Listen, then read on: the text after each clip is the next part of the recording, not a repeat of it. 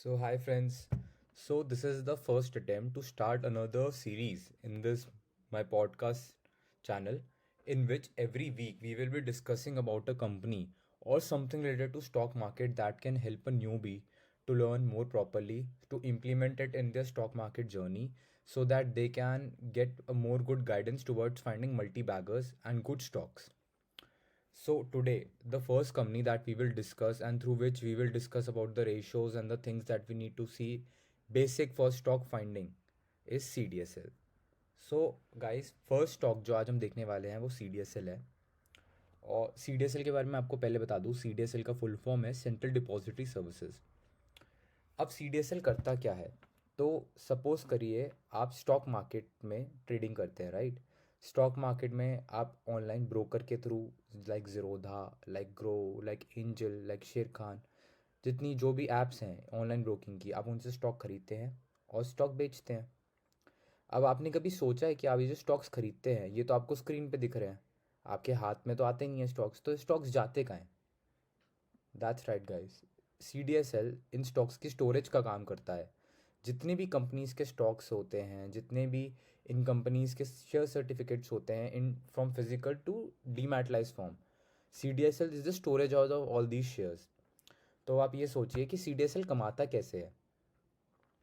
जितनी भी नई नई कंपनियां आएंगी जो स्टॉक मार्केट में लिस्ट होंगी, CDSL में उनकी कमाई एक हिस्सा मेंटेन होगा, because CDSL is going to store all those shares of those companies.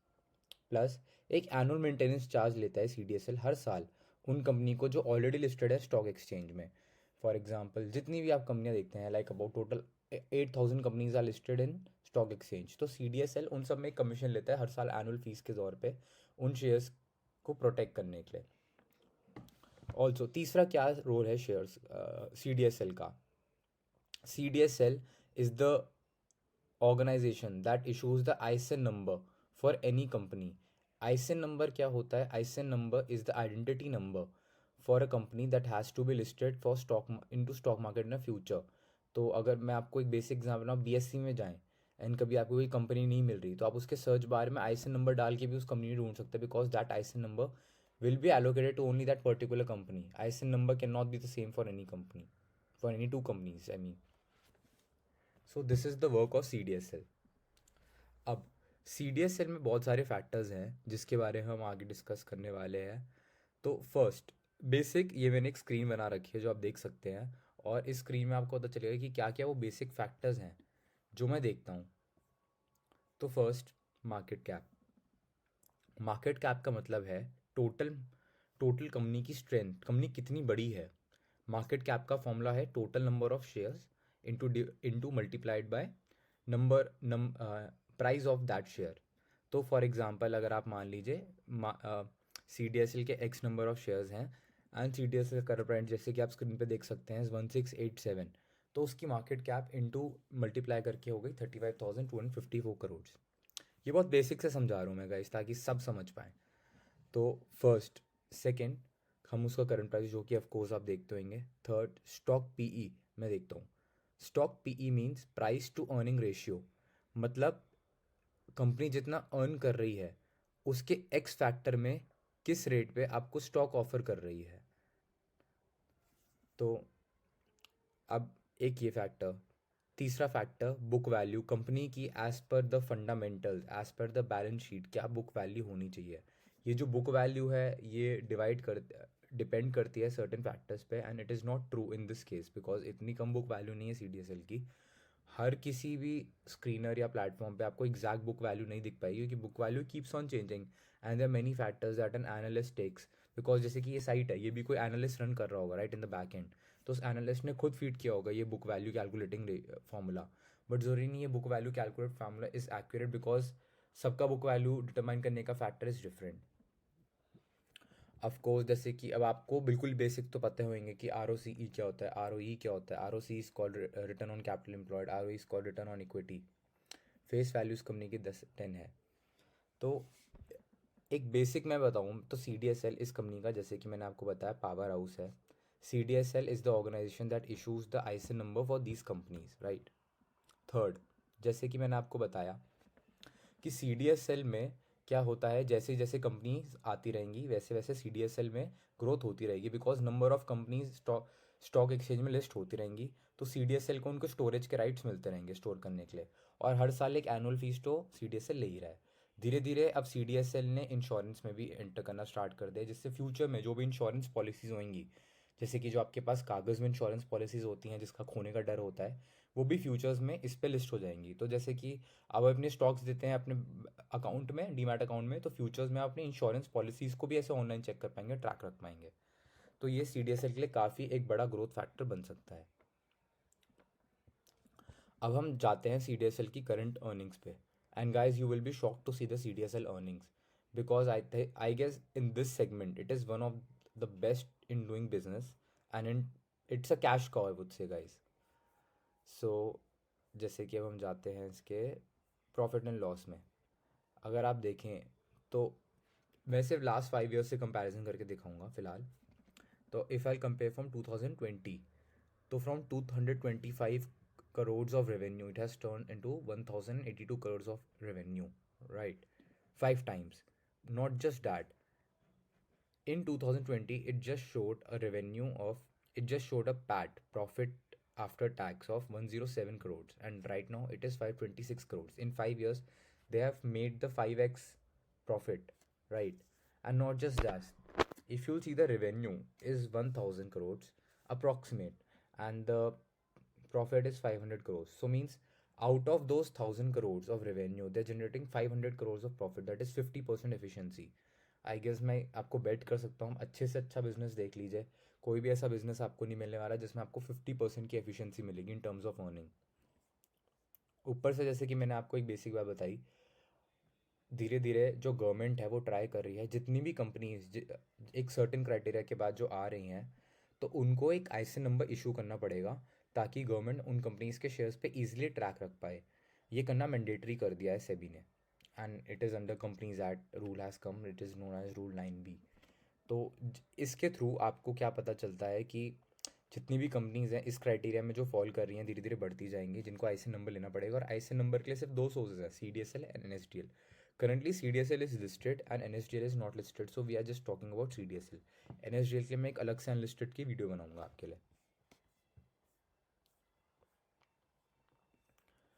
तो अगर आप शेयर होल्डिंग देखें इस कंपनी की, तो प्रमोटर्स के पास से 15% है। आपको पता है इसका प्रमोटर कौन है? The promoter of this company is BSC limited. Bombay stock exchange इस कंपनी का 15% होल्ड करती है। इसके FII holdings, DII holdings, everything is great. एक बहुत फेमस इन्वेस्टर्स है जिसके पास इस कंपनी का 1% होल्डिंग्स है, विच इज़ मुकुल अग्रवाल। अगर गाइस आप देखेंगे तो शायद आपको दिखेगा भी, I guess that's in the case of BSE, sorry. तो अगर आप इसके चल प्रोज में जाइए, तो प्रोज में आप देखेंगे कंपनी ऑलमोस्ट डेट फ्री है, कंपनी में कोई डेट नहीं है, कंपनी को कोई लोन नहीं देना किसी को। गुड क्वार्टर्स तो दे रही है कंपनी की, 37.8% की कैगर आई है कंपनी की लास्ट 5 ईयर्स में। एक गुड ROC मेंटेन कर रही है, एक good healthy dividend pay outs दे रही है। डेट डेज 24 से 17 दिन कर दिए कंपनी ने। अगर आप देखिए कॉन्स में, स्टॉक जो है 20 टाइम्स उसकी बुक वैल्यू कर रहा है, 20 टाइम्स ज़्यादा होता है, but for this kind of companies I would से कि 20 times is nothing, because these are cash generating cows, and also this is the only company that is listed in this segment, and the second company is NSDL, is round about the corner of getting listed in just I guess in July. So these are the two companies, that's why they have the monopoly, and that's why they deserve these kind of PE and these kinds of book value. अगर आप देखेंगे इन कंपनियों में एक जो फ़ायदे आपको मिलेंगे, क्योंकि एक तो एक गवर्नमेंट, एक तरह से सेमी गवर्नमेंट कंपनी है ये, दूसरा सेबी रेगुलेटेड इसमें बॉडी है। तो अगर ये सेबी रेगुलेशन के अंदर आती है, सेबी के साथ काम करती है, तो इस पर पूरा एक ज़्यादा सेबी का फोकस रहेगा, आप ये तरह से कह सकते हैं। तीसरा, company BSE is the promoter of this company which is holding 15%, जैसे कि मैंने आपको दिखाया, which is also very big thing, because अगर आपने देखा होगा BSE भी बढ़ता जा रहा है, एंड BSE की जितनी भी कंपनीज आएंगी वो इनडायरेक्टली CDSL के पास ही आएंगी। BSE में लिस्ट होंगी कंपनी, और BSE में जो लिस्ट होंगी कंपनी उसकी जो स्टोरेज राइट्स हैं वो मिलेंगे CDSL को। तो अगर BSE का बिजनेस बढ़ता है तो साथ ब साथ वो CDSL के बिजनेस को भी ह्यूजली इम्पैक्ट करेगा, अगर आप देखेंगे तो। अगर आप देखेंगे कि जैसे कि पहले बीच में BSE BSE डाउन था एंड CDSL भी डाउन चला गया था, बट जैसे ही BSE ऊपर गया था, अगर आप देखें मार्च से लेकर इस जून तक BSE सीधा 79 to 80 करोड़ 80,000 करोड़ की मार्केट कैप से सीधा 1,22,000 की मार्केट वैल्यूशन पहुंच गया।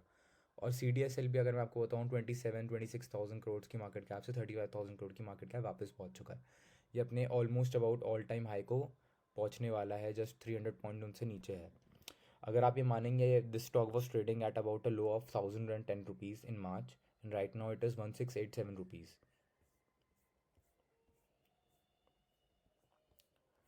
तो अगर मैं बेसिक्स में बताऊं तो इस कंपनी में आपको बहुत एक अच्छा लेवल का राइस देखने को मिल सकता है। टेक्निकल फैक्टर्स से मैं ज़्यादा जाऊंगा नहीं because I don't consider technical much, but I will be having a separate video on CDSL also for technical factors, because वो एक लंबी वीडियो होने वाली है, तो मैं चाहूँगा कि वो अलग वीडियो रहे इसके लिए।